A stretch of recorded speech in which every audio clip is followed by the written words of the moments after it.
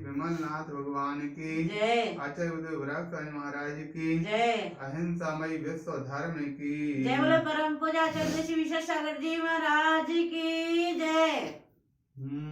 प्यारे बंधु, अपने यहाँ क्रमशः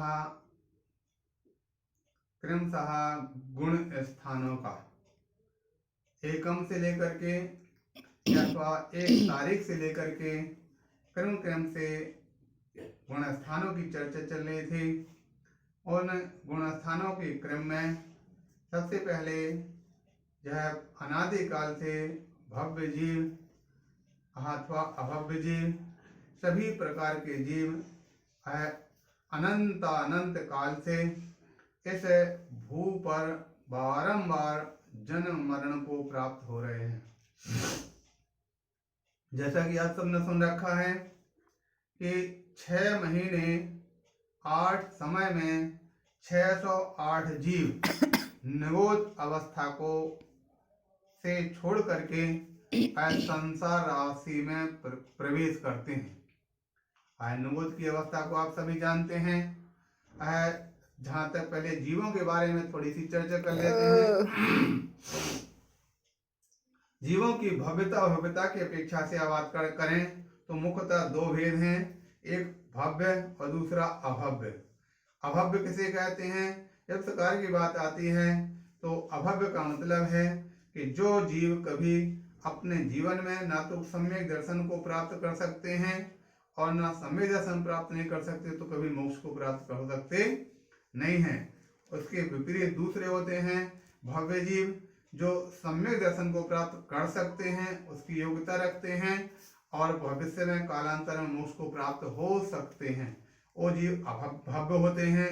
इस प्रकार से अब यहाँ पर अभव्य जो भेद हैं उसमें कोई दूसरे भेद नहीं है, किंतु जो भव्य हैं और भव्य के 3 भेद अथवा 4 भेद कर सकते हैं।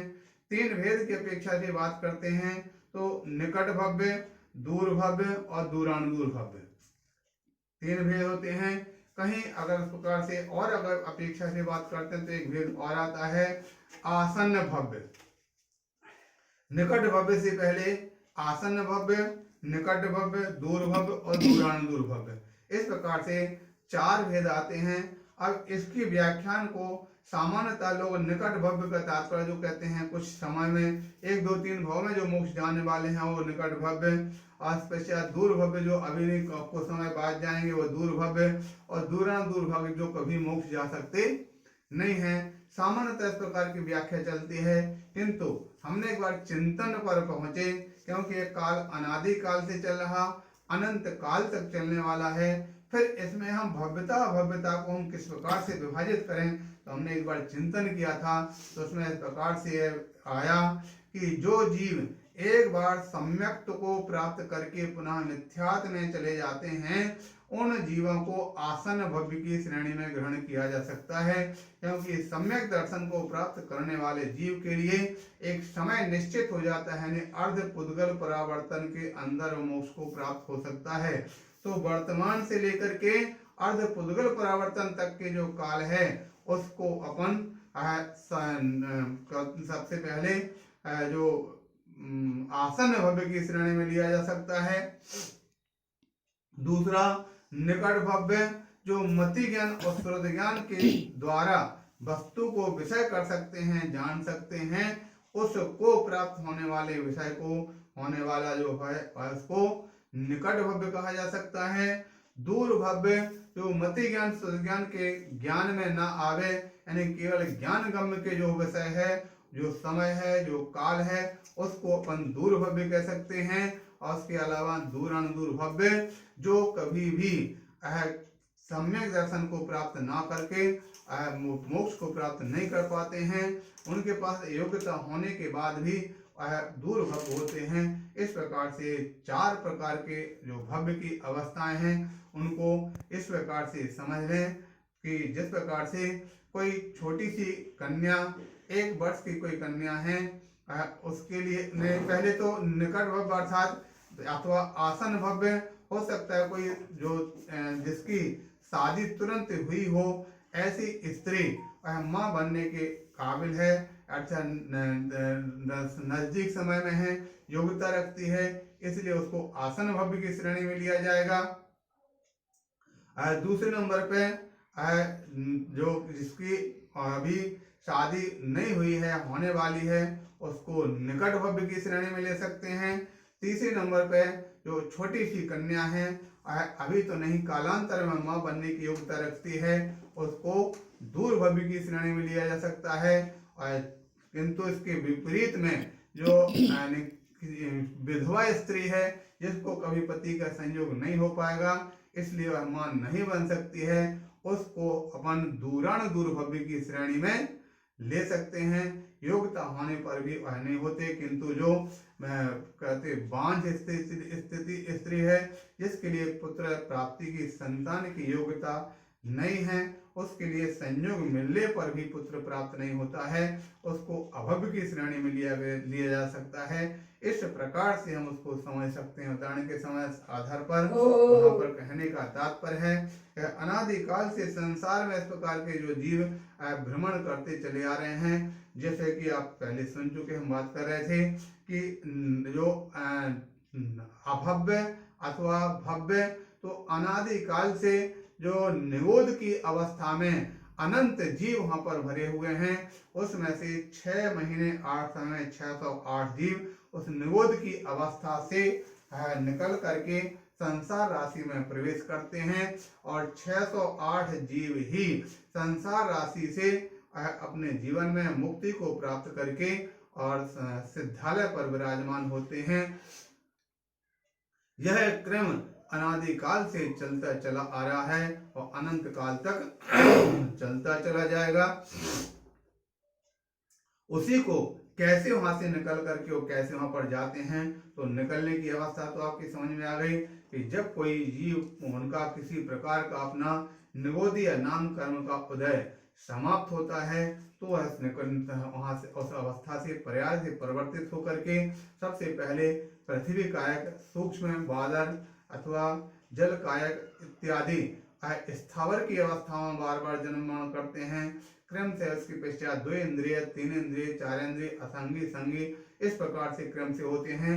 और दूसरी ओर कदाचित ऐसा भी हो सकता है कि निगोद से निकल करके सीधे पंचेंद्रिय अवस्था को प्राप्त हो सकते हैं, निगोद से निकल करके विकलत्रय को प्राप्त होगा, फिर पंचेंद्रिय अवस्था को प्राप्त हो सकते हैं। इस प्रकार से वह उन दशाओं को प्राप्त करके और पंचेंद्रिय अवस्था में जब वह संगी जीव होते हैं, संगी अवस्था में ही सम्यक्त की प्राप्ति करते हैं, और सम्यक्त की प्राप्ति करके कभी अपने जीवन में फिर रत्नात्रय को धारण करके और कर्म की निर्जरा करते हैं। और कर्म निर्जरा करते हुए अनेक प्रकार से हो सकता है, कोई जीव 1 भाव में, कोई जीव 3 भाव में, 4 भाव में, कोई जीव 7-8 भाव में, और कोई जीव 32 भाव में, जैसे कोई भी 49 भाव में। जैसा कि अन्य स्थानों पर इस प्रकार से उल्लेख आया है कि जो जीव छायक सम्यक्त को प्राप्त करता है, छायक सम्यक्त को प्राप्त करने वाला, तीर्थंकर इत्यादि को प्राप्त करने वाला, वह 1 भाव में या 3 भाव में अथवा 4 भाव में मोक्ष को प्राप्त कर लेता है। एक बार जो समाधि से मनन करता है, वह 7-8 भाव में मोक्ष को प्राप्त कर लेता है। एक बार जो भाव से संयम धारण कर लेता है, वह अधिकतम 32 भाव के अंदर मोक्ष को प्राप्त कर लेता है। और एक बार जो श्रावक के व्रतों को प्राप्त कर लेता है, और 48 भाव के अंदर मोक्ष को प्राप्त कर लेता है इत्यादि। और एक बार सम्यक अगर प्राप्त कर लेता है, तो अर्धपुद्गल परावर्तन के अंदर संसार से मुक्ति को प्राप्त कर लेता है। इस क्रम से जीव आगे बढ़ते हुए सबसे पहले आप सुन चुके हैं, सम्यक को प्राप्त करके देशव्रती बने अथवा महाव्रती बने, और महाव्रती बनने के पश्चात पहले महाव्रत की तो प्राप्ति करना उपयोग करते नियामक है। जब तक कोई जीव महाव्रतों को धारण नहीं करेगा, जब तक कोई जीव निर्ग्रंथ अवस्था को प्राप्त नहीं करेगा, तब तक कभी 3 काल में और मुक्ति को प्राप्त कर सकता नहीं है। आचार्य श्री कुंदकुंद स्वामी ने शायद अष्टपहड़ के अंदर स्थान पर कथा कहा है, नाविसिद्धि धरो जन शासने जैवी होय तिथ्यरो, नग्गो ही मोख मग्गो शेषा उमग्या सभे। हे भव्य प्राणियों, एक बार विचार करना, ध्यान रखना। नवि सिद्धि धरो जिण शासने जैवी हुए तीर्थंकरो, अर्थात तीर्थंकर प्रकृति का बंध करने वाला, उसी भाव में तीर्थंकर बनने वाला, जब तक वह नग्नत्व को प्राप्त नहीं होंगे, जब तक वह वीतराग अवस्था को प्राप्त नहीं होंगे, जब तक निर्गंथ अवस्था को प्राप्त नहीं होंगे, तब तक वह तीर्थंकर भगवान भी मोक्ष को प्राप्त हो सकते नहीं है। जब भी आपने सुना होगा, कई बार लोग चक्रवर्ती भरत का उदाहरण देते हैं कि एक अंतर मुहूर्त में केवल ज्ञान प्राप्त हो गया था, लेकिन ध्यान रखना, एक अंतर मुहूर्त पहले निर्गंथता को तो प्राप्त करना ही पड़ा। जब तक निर्गंथ अवस्था, एक अंतर मुहूर्त बाद निर्गंथ होने के बाद ही केवल ज्ञान प्राप्त हुआ, नहीं होते निर्गंथ, फिर देखते कैसे वह केवल ज्ञान को प्राप्त हो सकते हैं। तो इससे सिद्ध होता है कि वास्तविकता में तो निर्गंथ अवस्था, मुनि दशा, महावीर की दशा, ये सबसे पहले मोक्ष प्राप्त करने का मुख्य हेतु है। जो उस मुख्य हेतु को प्राप्त करता है, वह जीव ही निर्गंथ अवस्था को प्राप्त होकर मुक्ति को प्राप्त करता है। तो निर्गंथ अवस्था में महाव्रतों की प्राप्ति होने के बाद वह पहले छठवां सातवां स्थान में वह एक द्रव्य वेश है, दूसरा भाव वेश है। द्रव्य लिंग और भावलिंग, सबसे पहले तो द्रव्य लिंग की ही आवश्यकता है। अगर द्रव्य लिंग नहीं होगा तो भावलिंग तीन काल में कभी हो सकता नहीं है। कई बार बहुत सारे लोग इस प्रकार की बात करते हैं कि भाव होना चाहिए, चाहे पूजन की बात कर लो, चाहे त्याग की बात कर लो, चाहे भक्ति की बात कर लो, भाव से कर लेते हैं, भाव होना चाहिए। लेकिन ध्यान रखना प्यारे बंधु, जब तक द्रव्य नहीं होगा तब तक भाव की प्राप्ति ना पहले हुई है कभी और ना कभी हो सकती है। हमारे सामने एक बार चर्चाई समोसा यही कहा था कि प्यारे बंधु, जब तक आप द्रव्य को भाव भेष प्राप्त नहीं होगा, द्रव्य लिंग प्राप्त नहीं होगा, तब तक भावलिंग हो सकता नहीं है। हम लोग बोलते हैं कि अगर कोई व्यक्ति अगर यानी द्रव्य से मुनि नहीं है, उससे कहा जाए आप मुनि के भाव बना करके बताओ, तो मुनि के भाव उसके तीन काल में बन सकते नहीं है। वो विचार तो कर सकता है, लेकिन भाव जब द्रव्य लिंग होगा तभी भावलिंग बन सकता है। और द्रव्य लिंग होने पर भावलिंग हो भी अथवा ना हो, इसकी कोई गारंटी नहीं है। तो इसलिए सबसे ज्यादा अगर पूज्य है तो द्रव्य लिंग ही पूज हुआ करता है। सारी दुनिया के अंदर लोक व्यवहार में भी कहा जाता है कि मुद्रा पूज होती। अगर किसी नोट में अगर मुद्रा बनी हुई है, वह मुद्रा होने पर वह नोट चलेगा, अगर मुद्रा नहीं है तो कभी वो नोट चल सकता नहीं है। इसीलिए प्यारे बंधु, अगर आपके सामने कहीं निर्गंथ मुद्रा अगर प्राप्त हो जाए तो देख करके ध्यान रखना, उस मुद्रा की ही आप कद्र करना। अगर मुद्रा की कद्र करना आपने सीख लिया तो कालांतर में आपको मुद्रा प्राप्त हो सकती है और मुद्रा प्राप्त होने पर भाव की प्राप्ति हो सकती है। अगर आपने मुद्रा की कद्र नहीं की तो तीन काल में कभी भी आपके लिए उस पद की प्राप्ति और उस प्रकार का पुण्य ही संचय नहीं होगा। क्योंकि आप सभी, हमने एक बार पहले भी कहा था कि जब कहीं किसी स्थान पर किसी संत का दीक्षा दिवस इत्यादि मनाया जाए तो उस दीक्षा दिवस इत्यादि में अवश्य ही अपनी कृतकार्य अनुमोदना से सहभागी बनना। क्योंकि आप किसी दीक्षा दिवस अथवा दीक्षा होने वाले दीक्षार्थी के उसमें आप कृतकार्य अनुमोदना से शामिल होंगे तो आपके जीवन में वो पुण्य का संचय होगा कि आपके जीवन में दीक्षा की ओर ले जाने वाला होगा। किंतु अगर आपने उसकी कदर नहीं की, उसकी आपने किसी प्रकार से अवहेलना कर दी तो आपके जीवन में कभी ऐसा पुण्य संचय नहीं हो पाएगा कि आप उस मार्ग की ओर बढ़ सकें। इसलिए हम इस बात को लेकर हमारे अपने गुरुदेव की बात हमेशा याद आ जाती है। अपने गुरु विमल स्वामी महाराज के बारे में बताया करते थे कि जब वह गुरुजी के पास में पहुंचे एक बार कहीं विहार करके, तो मालूम चला विमल स्वामी महाराज उनकी अगवानी करने के लिए आगे तक आ गए। जब वहां पर पहुंचे तो आचार्य से ने विमल स्वामी महाराज से कहा, गुरुदेव आप हमारे यहाँ पर लेने के लिए इतनी दूर तक चले आए, हम तो स्वयं आपके दर्शन करने के लिए आ रहे थे, आपके यहाँ पर आ रहे थे, आप इस प्रकार से क्यों आपने इस प्रकार से परेशान हुए। जिस प्रकार की बात कही तो महाराज ने कहा, भाई मैं तो आपका शिष्य हूँ, आपको यहाँ पर मेरे लिए लेने की आवश्यकता नहीं थी। तो समय पर आचार्य विमल स्वामी महाराज के ये शब्द थे कि मैं किसी शिष्य विष्य को लेने के लिए नहीं आया, मैं तो भगवान महावीर की निर्गंथ मुद्रा की अगवानी करने के लिए आया हूँ। कितनी बड़ी विशालता थी उनके शब्दों में, कितनी विशालता थी उनके हृदय के भावों में कि एक उस निर्गंथ मुद्रा की प्रति उनका एक अपना वात्सल्य भाव, उनका आदर भाव कितना था। इसलिए हमको लगता है शायद जब तक थे आचार्य विमल स्वामी महाराज तब तक वह जीवित थे और आज ना होने पर भी वह जीवित हैं। प्यारे बंधु, आज सुनने में आ रहा जगह जगह लोग निर्गंथ मुद्रा की अवहेलना श्रावक तो करते ही हैं, कई स्थानों पर साधुओं के द्वारा भी निर्गंथ मुद्रा की अवहेलना करते हुए देखा नजर आता है। निश्चित रूप से हमको लगता वह अपने जीवन में मिथ्यात्व का ही संचय कर रहे हैं। मोहिनी कर्म के कारण से वह स्वयं ही अपने जीवन में हो सकता आज वर्तमान में कुछ भी नजर नहीं आएगा, लेकिन कर्म जब उनका उदय में आएगा तब उनको ज्ञात होगा कि वास्तविकता में हमने किस प्रकार से निर्गंथ मुद्रा की अवहेलना की, उसका फल हमारे लिए क्या प्राप्त हो रहा। क्योंकि शायद दुनिया में हर जगह देखा जाता है कि कर्म का बंध जब होता है उस समय कर्म का बंध लोग अपने हंस करके कर लेते हैं, अपने राग द्वेष और मोह के कारण से कर्म का बंध कर लेते हैं। जब कर्म का बंध करते उस समय पर तो कुछ नहीं महसूस होता है, किंतु कर्म का जब उदय में आता है तो व्यक्ति रो रो करके भी नहीं चुका पाते हैं। इसलिए प्यारे बंधु, हमको अगर किसी से डरना है तो कर्म से डरने की आवश्यकता है। अगर हम कर्म से डर गए तो निश्चित रूप से हमारे जीवन में धर्म हो जाएगा।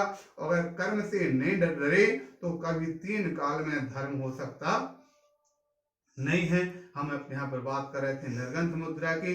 निर्गंथ मुद्रा को धारण करने वाले भव्य जीव, महाव्रत को धारण करने वाले भव्य जीव अपने जब भेद विज्ञान को प्राप्त करके और अपने स्व आत्म के स्वाभिमुख होते हैं, आत्मा का चिंतन मनन करते हैं, आत्मा में लीनता को प्राप्त होते हैं, तो ऐसे भव्य जीव कर्मों की निर्जरा करते चले जाते हैं और क्रम क्रम से श्रेणी इत्यादि को मारते हुए छायक सम्यक को प्राप्त करते हैं और श्रेणी मार करके क्रम क्रम 8वां 9वां 10वां 12वें गुण स्थान को क्षीण मार्ग को प्राप्त होते हुए अंत में केवल ज्ञान को प्राप्त होते हैं। कल अपने यहाँ केवल ज्ञान की बात हुई थी, सहयोग केवली अवस्था की चर्चा की थी।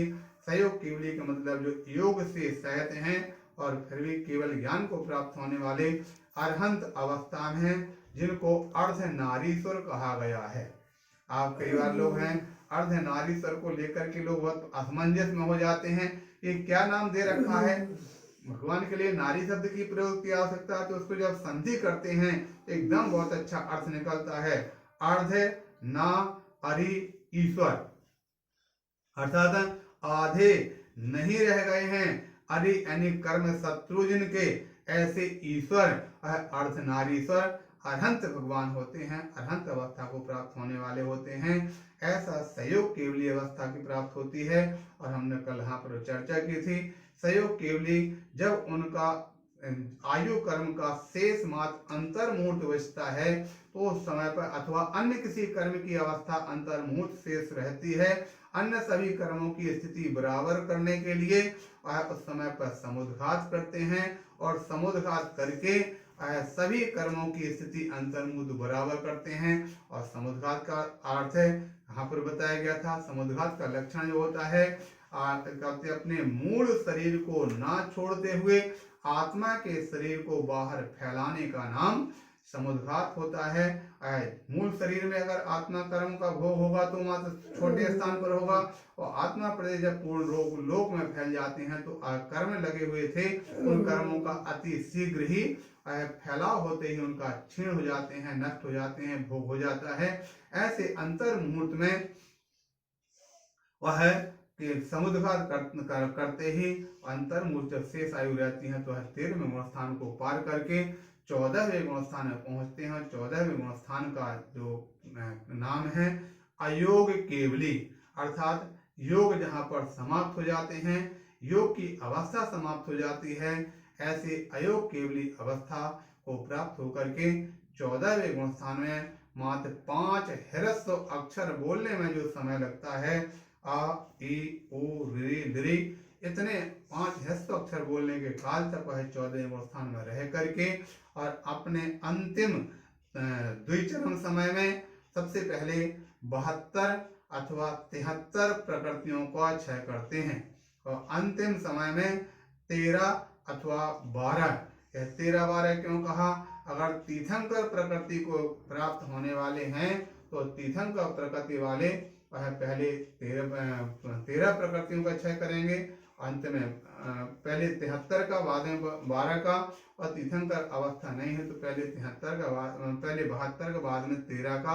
इस प्रकार से प्रकृतियों का क्षय करते हुए और अंतर 5 अक्षर के बाद संसार की अवस्था को छोड़ करके सिद्ध दशा को, एक समय में सिद्ध दशा को प्राप्त होकर के सिद्ध शिला पर विराजमान हो जाते हैं। अनंत अनंत सिद्धों में उनका मेल हो जाता है, उनके बीच में पहुंच करके और अनंत सुख के भागी नित्य निरंजन अखंड अविनाशी वह अशरीर ज्ञान शरीर स्वरूप को प्राप्त होने वाले सिद्ध परमात्मा को बन जाते हैं। इस प्रकार से गुण स्थानों की चर्चा अपने चल रही थी। आज 14 तारीख चतुर्दशी के बाद का दिन। इस प्रकार से क्रम से अपना 14 गुण स्थानों की चर्चा पूर्ण हुई। आगे अगले दिन से अपना अन्य कोई विषय को अपने लेकर के आगे चर्चा करेंगे। जैसे कि अभी चर्चा हो रही थी 8 जो कर्मों के कारण से ये भव्य जीव संसार में भ्रमण करते हैं, वह 8 कर्म कौन से हैं, किस प्रकार से किस कर्म का क्या हेतु है, उन कर्मों के बारे में पुनः अपन कल से अपनी चर्चा करेंगे।